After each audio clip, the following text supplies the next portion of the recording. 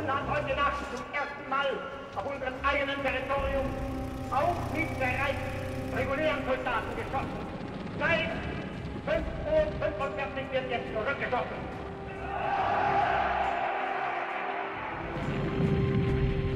Die Frage ist, wollt ihr den totalen Krieg? Wollen die, wenn nötig, totale und radikale, als die uns heute überhaupt erst vorstellen können?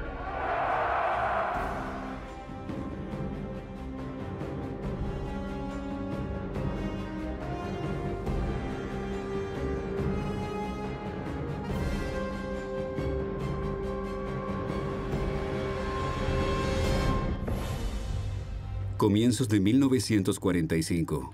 Curlandia, Mar Báltico. Desde hace unos meses, el grupo de ejércitos norte de las Fuerzas Armadas alemanas está cercado por el Ejército Rojo en esta península. Las inmensas pérdidas de hombres e insumos durante los últimos años de guerra destrozaron también en el norte del Frente Oriental al otrora temido ejército de la Alemania nazi. Estas imágenes ilustran el penoso estado de las unidades atrapadas. Pese a todo, la propaganda nazi se sigue aferrando al mito del dominio militar. En el noticiario se muestra a los nuevos granaderos entrando al servicio de la patria. Die Heimat schaffte ihnen in schwerer Arbeit auf unter Frontnahmebedingungen. So gehen sie mit Freude und Eifer an ihren Dienst, immer ihre Pflichten vor Augen, damit sie am Kampfe um die Erhaltung des Reiches die besten Grenadiere des Führers sind. Milicias populares, adolescentes y soldados que se han quedado sin batallón conforman estas nuevas unidades. Lo más pérfido es que aún en una situación militar sin salida, los hombres juran por el Führer.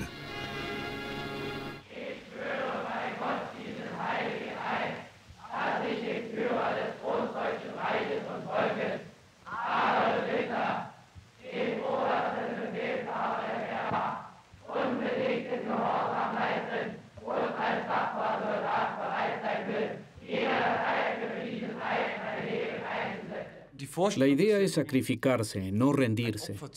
En el nacionalsocialismo, el concepto de sacrificio es muy fuerte, muy importante. Por eso a Hitler le gustaba tanto la marina de guerra, porque cuando se hundía, lo hacía por completo. Eso lo impresionaba, le gustaba. Así tenía que ser. El 12 de enero de 1945, el Ejército Rojo comienza una gran ofensiva en Prusia Oriental. A las 4:45 el cielo se ilumina de repente cuando hasta 300 cañones soviéticos por kilómetro de frente abren fuego sobre las posiciones alemanas. Los camarógrafos del Ejército Rojo filman escenas apocalípticas después de que las líneas de defensa de la Wehrmacht en ese amplio frente colapsen rápidamente. En los años anteriores, la Wehrmacht había llevado a cabo en la Unión Soviética una campaña de exterminio contra lo que la ideología nacionalsocialista consideraba una población racialmente inferior. Ahora el Frente del Este se encuentra ya en territorio del Reich alemán, y con el Ejército Rojo aparece en muchos lugares el miedo a la venganza.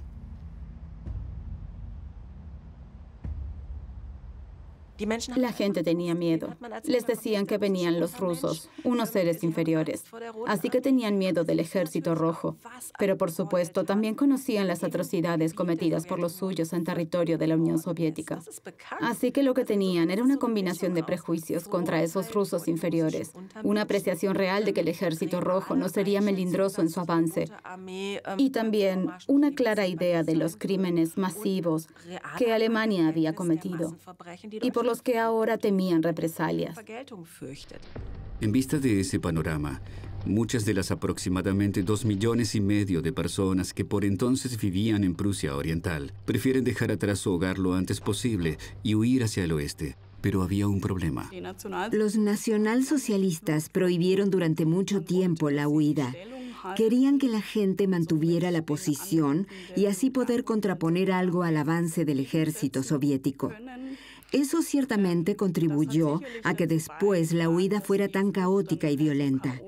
La gente se fue en el último momento, con el exiguo equipaje que pudieron preparar a toda prisa, y a menudo se vieron atrapados en enfrentamientos. ¿Quién huye en esas marchas? Madres con sus hijos, ancianos. Es decir, como siempre en la guerra, los más débiles son los afectados que deben valerse por sí mismos y hacerse responsables del fracaso de toda una nación, incluida la falta de planes de evacuación. Como los caminos por tierra hacia el oeste estaban en gran parte cortados por los soviéticos, muchas personas huyen cruzando lagunas heladas. Sin embargo, otros peligros les esperaban. El destino provisional de muchos es Danzig, en la costa del mar Báltico. La gente espera para poder continuar allí la huida en barco, ya que los puertos de la región aún estaban bajo control alemán. También el Gotenhafen, donde el 30 de enero de 1945... miles de personas abordan el Wilhelm Gustloff. Por entonces, este barco era conocido en todo el país. Para su botadura, en mayo de 1937, Adolf Hitler viajó personalmente a Hamburgo. Te bautizo con el nombre de Wilhelm Gustloff. Durante años, este crucero había servido como barco de vacaciones para la organización nazi Kraft durch Freude. Los miembros del partido descansaban en su cubierta mientras navegaban por el Mediterráneo y el Mar del Norte. Ahora debía ayudar a llevar al oeste a refugiados y soldados. Cuando zarpa, tiene una sobrecarga de varios miles de pasajeros. Por el gran peso resultante, el capitán elige una ruta por aguas profundas que lleva al barco a internarse en el Mar Báltico, donde también se encuentra la Marina Soviética. Sobre las 21 horas, un submarino soviético descubre y torpedea al Wilhelm Gustloff, cuyo nombre provenía de un nacionalsocialista asesinado. Este se hunde en las heladas aguas. Al menos 9.300 personas mueren en el desastre.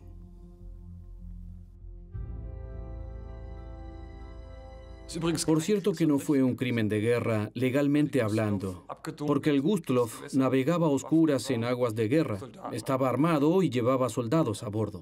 En ese sentido, si se toma la ley marcial, fue legal atacar al Gustloff. Si fue legítimo, es otra cuestión sobre la que cada uno puede hacerse su propia idea. Al otro lado del mundo, la guerra arrasa sin cesar. Unidades de la Marina de Estados Unidos navegan frente a la isla japonesa de Iwo Jima, a unos 1.000 kilómetros al sur de Tokio. A mediados de febrero de 1945, acorazados abren fuego sobre la isla, de apenas 21 kilómetros cuadrados, pero gran importancia estratégica. Bombarderos de Estados Unidos despegan desde las Islas Marianas y apoyan la operación desde el aire. La isla volcánica de Iwo Jima es un lugar de importancia operativa, porque allí hay aeropuertos que pueden usarse para la escolta de los bombarderos o para aterrizajes de emergencia de bombarderos. Por eso Iwo Jima pasa a un primer plano.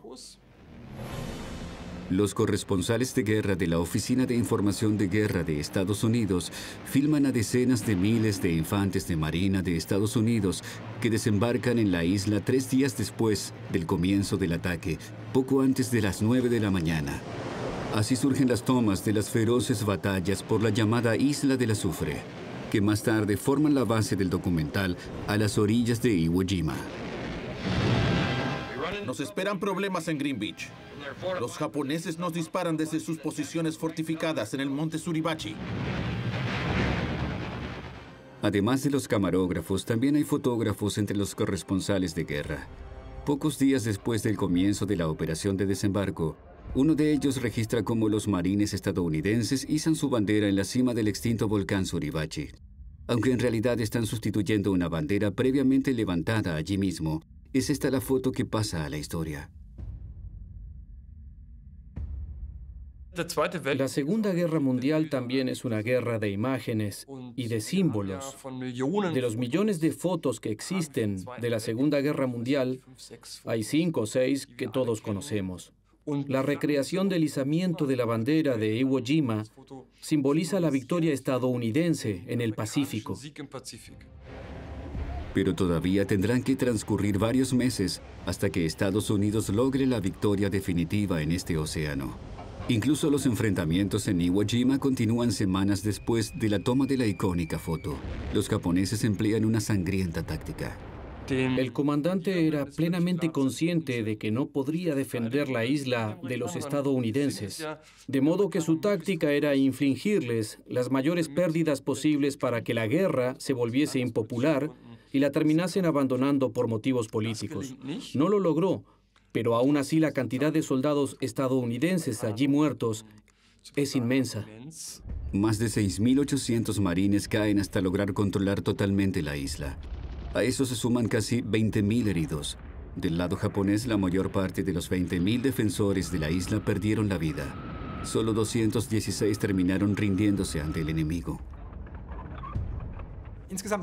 En general, a los estadounidenses los sorprendió mucho el espíritu de inmolación que los japoneses demostraron en los operativos de defensa de Iwo Jima. No creían que los japoneses lucharían literalmente hasta el final, y eso también jugó un papel muy importante, ya que en algún momento Estados Unidos cambió de opinión y resolvió terminar la guerra de otra manera. No solo en Iwo Jima las tropas del Imperio japonés se oponían con vehemencia a la inminente derrota. A partir de octubre de 1944, sus comandantes en el Pacífico comenzaron a aplicar una nueva arma: los kamikaze. Los pilotos japoneses se lanzaban con sus aviones contra los barcos de guerra enemigos, sacrificando su vida. El vicealmirante Takehiro Onishi, comandante de la flota aérea de la Armada Imperial japonesa, fue quien desarrolló la idea. Por supuesto que fue una absoluta conmoción para los soldados estadounidenses. No esperaban una cosa así. Era una forma de guerra completamente nueva. Del lado estadounidense, no contaban ni remotamente con semejante espíritu de sacrificio. Los escuadrones de aviones suicidas llevaban nombres como Sol de Mañana y Cerezo de Montaña. No era difícil reclutar a jóvenes fanáticos para estas misiones suicidas. Sin embargo, si se observan los resultados, esos ataques no fueron muy eficientes. En realidad, no aportaron mucho. Las defensas estadounidenses derribaron muchos de esos aviones antes de que pudieran llegar a su objetivo. Y los que sí impactaron, a menudo no causaban grandes destrozos. Era más bien un factor de choque. Este tipo de imágenes también contribuyen. Las tomas del 21 de enero de 1945 documentan las consecuencias de un ataque kamikaze al USS Ticonderoga, cerca del estrecho de Formosa. Si bien el portaaviones no resultó hundido en el ataque, más de 100 hombres murieron a bordo del barco, aumentando el número de víctimas estadounidenses en el Pacífico.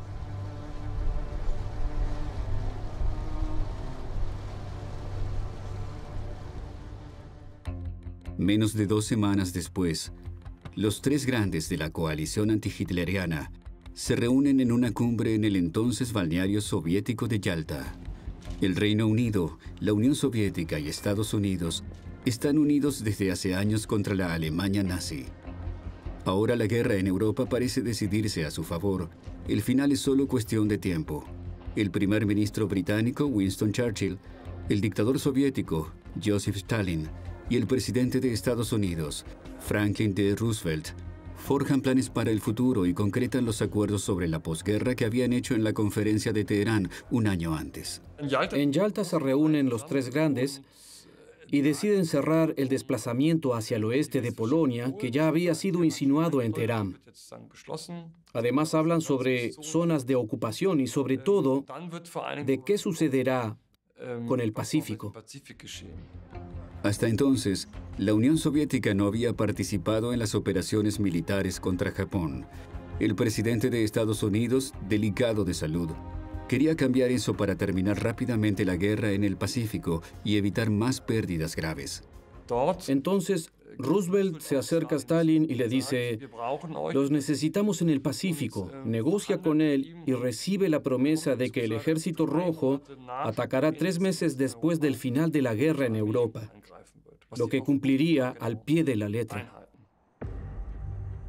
A cambio, Los aliados occidentales prometen ampliar su apoyo al Ejército Rojo, bombardeando el Reich alemán.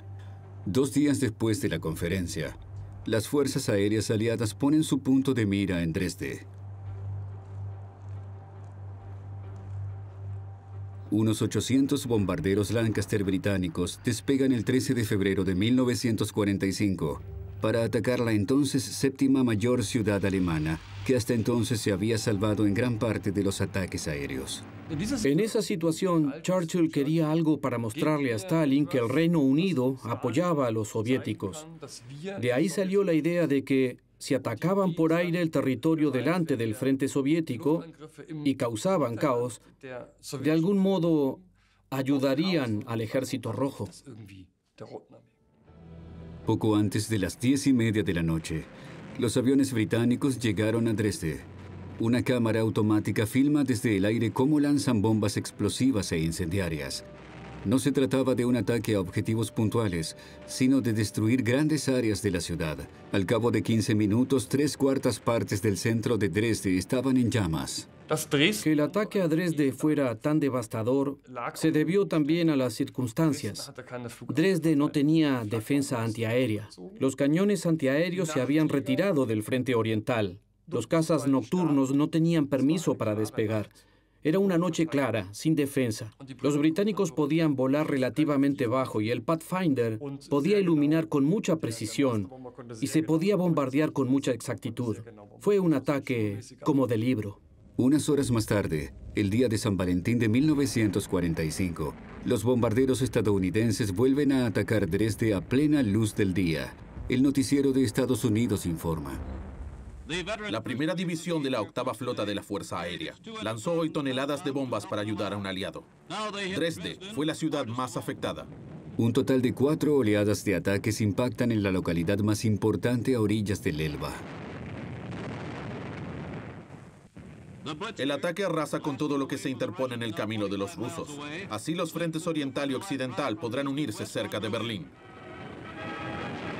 Las consecuencias de los ataques aéreos angloamericanos son devastadoras. Se estima que el número de víctimas mortales alcanzó las 25.000. Un funcionario de la Oficina de Personas Desaparecidas de Dresde describe su impresión. Nunca creí que la muerte pudiera manifestarse ante las personas de tantas maneras. Quemados, carbonizados, desmembrados, como dormidos en un sueño tranquilo, desfigurados de dolor, totalmente acalambrados, vestidos, desnudos y como un pobre montón de cenizas. Y por encima de todo eso, el humo acre y el insoportable olor a podredumbre. Las fotografías de los ataques que surgieron meses después dan una idea de la magnitud de la catástrofe. En el frente occidental, la Wehrmacht no podía sino defenderse. En el otoño del año anterior, los aliados habían liberado Aquisgrán, la primera gran ciudad alemana. La sorprendente contraofensiva alemana en las Ardenas había ralentizado el avance angloamericano a partir de diciembre de 1944. Cuando los alemanes fueron derrotados y se retiraron, en enero del año siguiente, las unidades estadounidenses volvieron a concentrarse en su avance hacia el este, pero llegados a Jülich, encuentran una resistencia acérrima. El noticiero alemán informa. En Jülich, los reservistas alemanes se movilizan para contraatacar.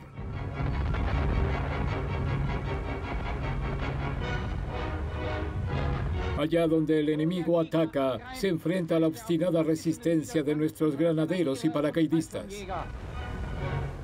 Los defensores alemanes dinamitaron la presa del Ruhr. Como resultado, el nivel del río Jülich subió notablemente. Recién después de que bajara la crecida, las unidades estadounidenses pudieron cruzar el Ruhr el 23 de febrero y entrar al centro de la ciudad. Allí los soldados se encontraron una imagen impactante. Jülich ya no existía. La ciudad había sido bombardeada durante meses. Incontables proyectiles de artillería y bombas aéreas cayeron sobre la zona. Los últimos habitantes que quedaban en Jülich habían sido evacuados en diciembre del año anterior. Solo quedaba un conjunto de ruinas donde los defensores alemanes se atrincheraron y dieron a los estadounidenses una inútil y feroz batalla por los escombros. A principios de marzo, el comandante en jefe de las tropas de Estados Unidos en Europa, Dwight D. Eisenhower, Llega a la ciudad conquistada y también visita la ciudadela de Jülich. Durante mucho tiempo, esta obra había sido considerada inexpugnable. Desde las guerras napoleónicas, ningún soldado enemigo había logrado entrar allí. Estas filmaciones propagandísticas de Eisenhower en la ciudadela pretendían transmitir confianza y dejar claro que la conquista del Reich alemán era tan incuestionable como la de aquella centenaria fortaleza. Mientras tanto, en el este, el Ejército Rojo proseguía su marcha sin cesar. Además de por Prusia Oriental en el norte, también entra algo más al sur, por Silesia, en el territorio del Reich alemán, y avanza rápidamente. Esta región tenía una gran importancia estratégica por su prolífica industria. Nuestros tanques lo derribaron todo, escribe un soldado del Ejército Rojo en su diario el 23 de enero. Las orugas aplastaron carretas, caballos y todo lo que había en el camino. El éxito del Ejército Rojo radicaba en su supremacía numérica en cuanto a hombres e insumos y en los graves errores tácticos cometidos por Hitler, a quien hacía ya años nadie cuestionaba. Desde noviembre del 43, Hitler centró su atención en Occidente. Entre junio y agosto del 44 sufrió severas derrotas y entonces se obsesionó con la idea de devolverles el golpe a los aliados occidentales por haber expulsado a los alemanes de Francia.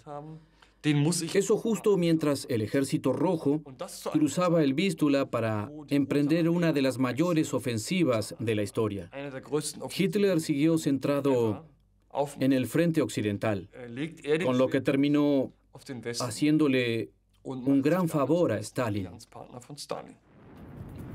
En los años anteriores, muchos alemanes habían huido de las bombas de los aliados a Silesia, que durante mucho tiempo se salvó de la guerra aérea. El avance soviético los dejaba ahora atrapados en medio de la guerra. Como en Prusia Oriental, mucha gente aquí solo tenía un objetivo: huir del Ejército Rojo.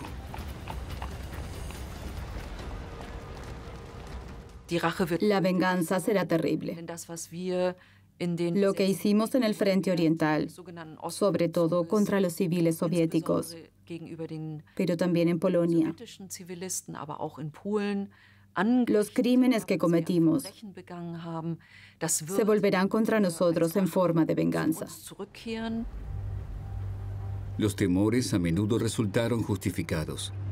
Muchos soldados del Ejército Rojo ejercieron su venganza por los crímenes antes cometidos por la Wehrmacht y las SS. Lo que tuvo lugar entonces fue una escalada de violencia, también hacia la población civil alemana, mediante el fusilamiento de civiles, el fusilamiento de mujeres y niños, la deportación de civiles alemanes y la violación masiva de mujeres. La violencia sexual contra las mujeres alemanas se explica por varios factores. Por un lado, se dice que el cuerpo de la mujer simboliza la nación. Es decir, que el ultraje, para usar el término contemporáneo, el ultraje o la deshonra mediante la violencia sexual, también significa un ultraje o una deshonra a toda la nación. La propaganda nazi se refería periódicamente a esos ultrajes, avivando el miedo y el odio entre la población. Así informaba un noticiero de enero de 1945 sobre Silesia. En estos lugares reconquistados por las tropas alemanas, todas las casas están marcadas por las crueldades de la soldadesca bolchevique. Las bestialidades son demasiado monstruosas como para mostrar todo lo que la cámara capturó. Un horror atroz aún se lee en los rostros de estas mujeres alemanas. Cuentan los días de horror sin nombre que pasaron indefensas a merced de las hordas ofuscadas.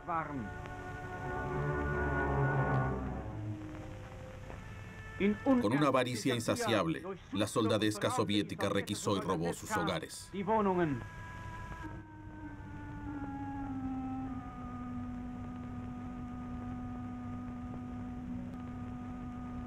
A pesar de la situación militar desesperada, la capitulación seguía siendo una palabra tabú para los líderes nacionalsocialistas. En su lugar, continuaban aferrándose a conceptos estratégicamente anticuados para detener al Ejército Rojo. La cuestión para los alemanes era cómo detener esa avalancha del Ejército Rojo. Para ello asumieron un concepto desarrollado en 1944 en el Frente Oriental: establecer destacamentos en puntos nodales importantes y convertirlos en fortaleza para defender esos cruces de caminos y, a modo de rompeolas, romper la ofensiva del Ejército Rojo. Uno de esos rompeolas debía ser Breslavia, en Baja Silesia, que Hitler declaró fortaleza. La embestida ininterrumpida del enemigo bolchevique a la fortaleza de Breslavia falla una y otra vez por la férrea voluntad de su defensor, el líder de la región de Baja Silesia, Karl Hanke, quien ha infundido a la guarnición y a la población de Breslavia un espíritu fanático de resistencia. Hombres y mujeres trabajan juntos para mantener la ciudad siempre lista para defenderse. El 20 de enero, Karl Hanke, gobernador regional de Baja Silesia, ordena a la población civil que abandone la ciudad. Sin embargo, debido a fallas en la organización y al miedo a los peligros de la huida, 200.000 personas se quedan en Breslavia. La población sin experiencia militar debe defender la ciudad junto a unidades de la milicia, la Wehrmacht y las SS. Al que se niega a hacerlo, lo fusilan. Eso llevó a medidas absurdas. Construyeron pistas de rodaje en la ciudad y trataron de defenderla mediante una especie de guerra urbana que incrementó exorbitantemente el número de víctimas entre la población civil alemana. Mientras Breslavia estaba bajo asedio, el frente del Ejército Rojo avanzaba hasta el río Odra, unos 370 kilómetros río abajo, cerca de Kustrin. Construyeron cabezas de puente en la orilla oeste. Sin embargo, los líderes de la NS seguían impasibles. A mediados de mes, Goebbels escribía en su diario: en lo que respecta al este, el Führer ya no está tan preocupado. Tiene la impresión de que poco a poco hemos ido reforzando ese frente. Mientras el Ejército Rojo conquistaba gran parte de Silesia y Pomerania en el este, los estadounidenses, británicos y canadienses avanzaban lentamente por el oeste. Su próximo gran objetivo intermedio era el Rin. Desde fines de febrero, las Fuerzas Armadas de Estados Unidos se abrían camino hacia Colonia. El Rin es la gran frontera natural en el oeste. Por eso los combates camino al Rin fueron relativamente difíciles y sangrientos. Febrero del 45 es uno de los meses con más bajas para el ejército de Estados Unidos. El 5 de marzo, unidades estadounidenses llegaban a los suburbios de la ciudad catedralicia. La tercera división acorazada de Estados Unidos entró por los distritos de Bocklemund y Vogelsang. El sencillo ciudadano de Colonia no tiene nada que temer de las tropas aliadas, rezaban los panfletos previamente lanzados sobre la ciudad.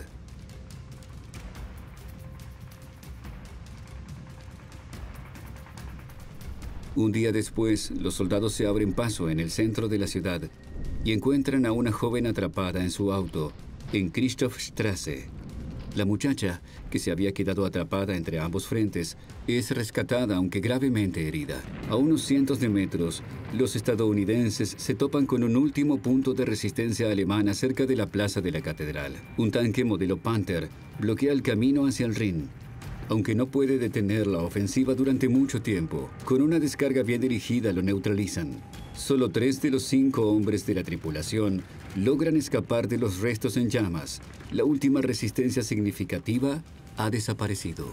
A última hora de la tarde de ese 6 de marzo se restablece la paz. En los barrios de Colonia, situados a la izquierda del Rin, la Segunda Guerra Mundial ha terminado.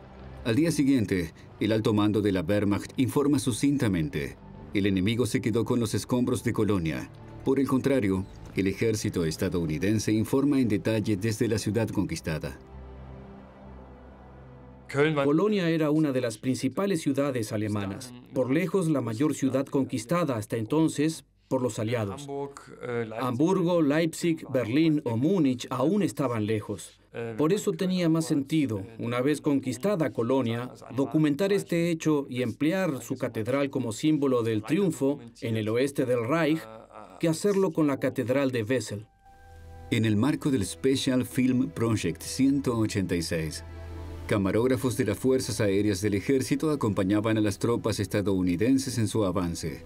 En Colonia capturaron el inmenso grado de destrucción en película en color de 16 milímetros. Las imágenes brindan un desolador testimonio de la ciudad, destruida en casi 3/4 partes. Washington le daba una gran importancia al trabajo de los camarógrafos.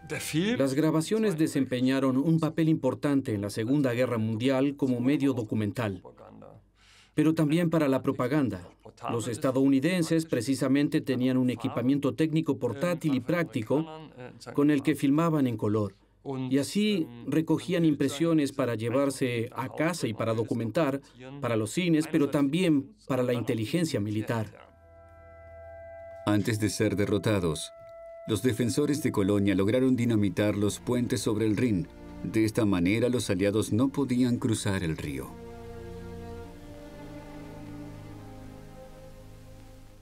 A unos 55 kilómetros río arriba, los estadounidenses logran dar otro exitoso golpe un día después de conquistar el centro de Colonia. Una pequeña vanguardia de la 9ª División Acorazada de Estados Unidos llega al puente Ludendorff, que cruza el Rin desde la ciudad de Remagen. Para su sorpresa, la obra no había sido dinamitada y apenas encuentran resistencia por parte de las tropas enemigas. La milicia popular de Remagen no acudió. Si el batallón de la milicia popular de Remagen hubiera estado allí disparando un poco, esta pequeña patrulla de tan solo unos pocos soldados estadounidenses no hubiera podido llegar a los accesos del puente tan fácilmente. El puente es capturado en un abrir y cerrar de ojos en un operativo recreado días después para la propaganda estatal.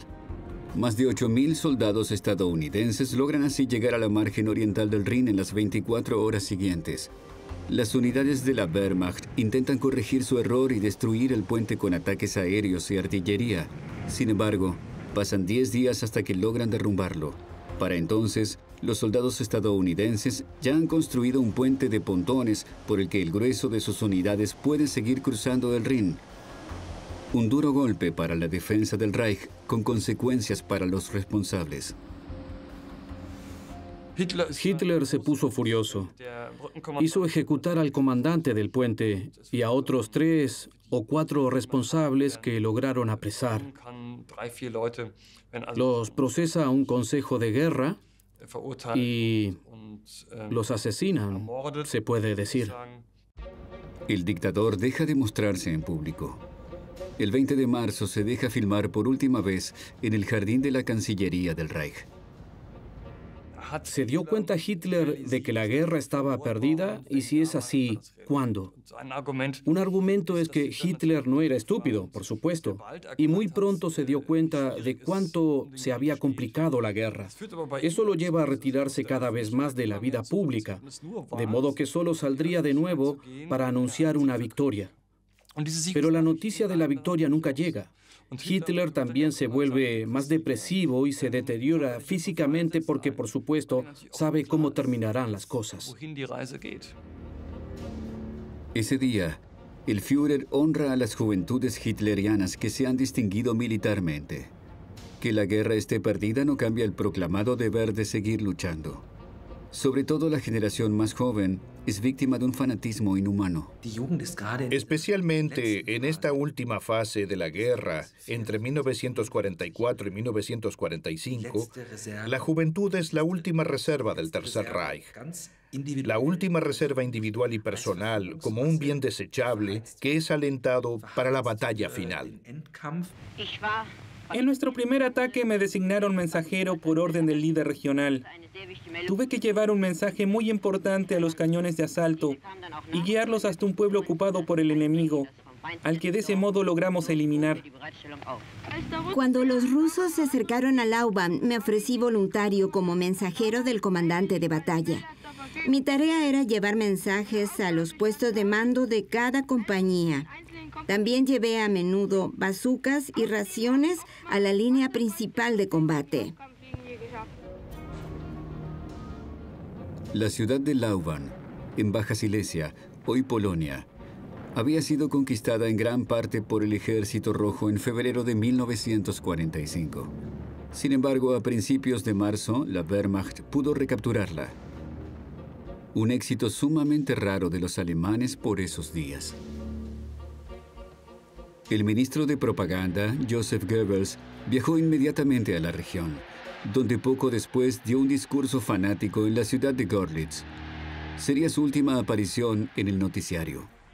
Aquellas divisiones que ya iniciaron pequeñas ofensivas y que en las próximas semanas y meses iniciarán ofensivas mayores, entrarán en combate como quien va a misa.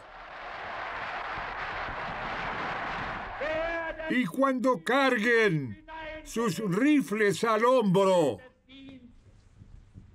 y monten en sus vehículos blindados, solo tendrán en mente a sus hijos asesinados y sus mujeres ultrajadas, y de su garganta saldrá un grito de venganza que hará palidecer al enemigo.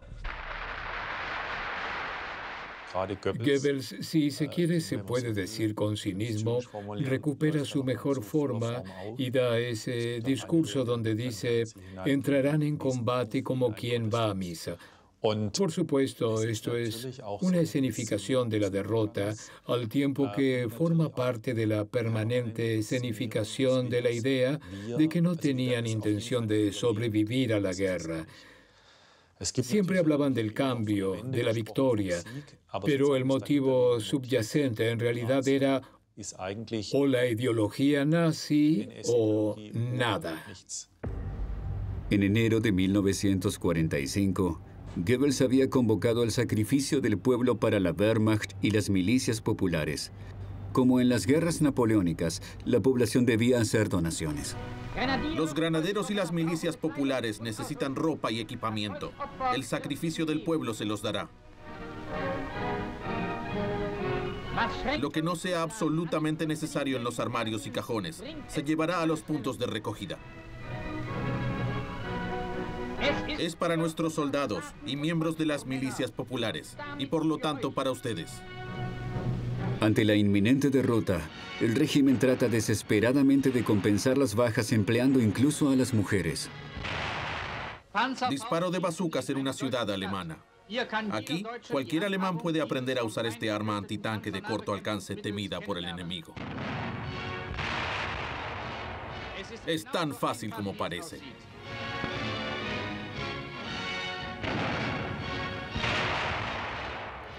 Lo brutal era que esas bazucas tenían un alcance máximo de 100 metros, aunque eran más efectivas desde 50 o 60 metros de distancia.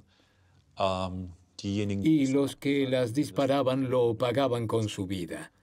El régimen cínicamente hacía sus cuentas. Un miliciano que además disparaba el arma a cambio de un tanque enemigo. El territorio bajo control alemán era cada día más pequeño. Los líderes nazis no solo querían ahora que el pueblo sacrificase su ropa y su hierro, sino también sus vidas. Eso era una clara muestra de la falta de escrúpulos y de la voluntad suicida del régimen, que al final estaba dispuesto a terminar con todo, desentendiéndose de cualquier responsabilidad y haciendo todo lo que estuviese a su alcance para continuar una guerra que por entonces ya era desesperada y seguir luchando hasta la última bala. El 9 de marzo de 1945, en Saipán, la isla más grande de las Marianas, soldados estadounidenses comienzan a cargar sus B-29 Super Fortress. El objetivo de estos bombarderos de largo alcance era la capital japonesa.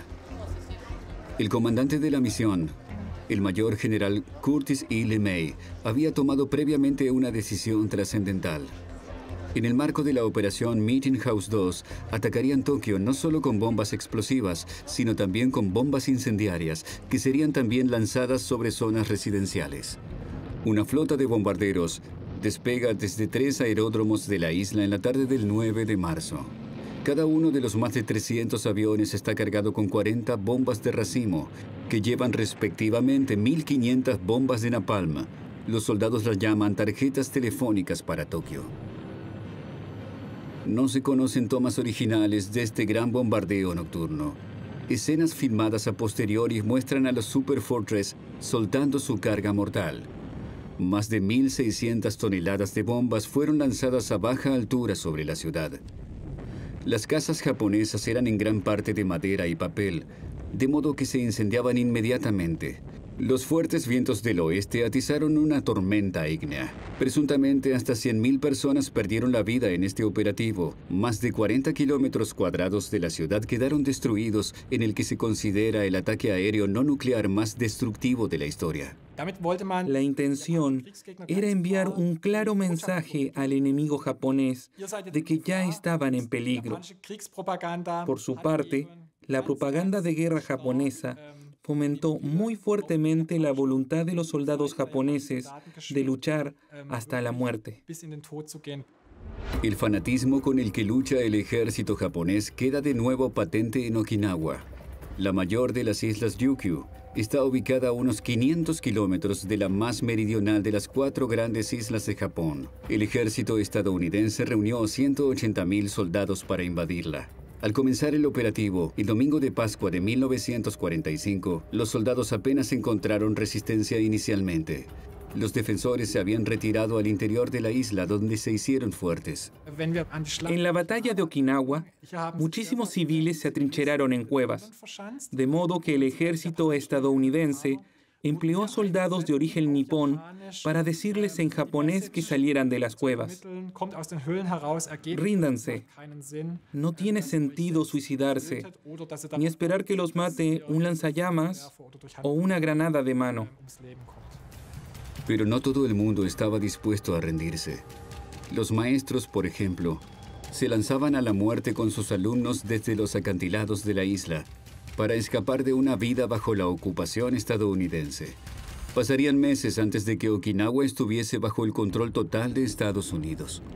El presidente de Estados Unidos, Franklin D. Roosevelt, murió el 12 de abril de 1945 a la edad de 63 años. En una procesión fúnebre por las calles de Washington, los estadounidenses se despidieron de su jefe de Estado.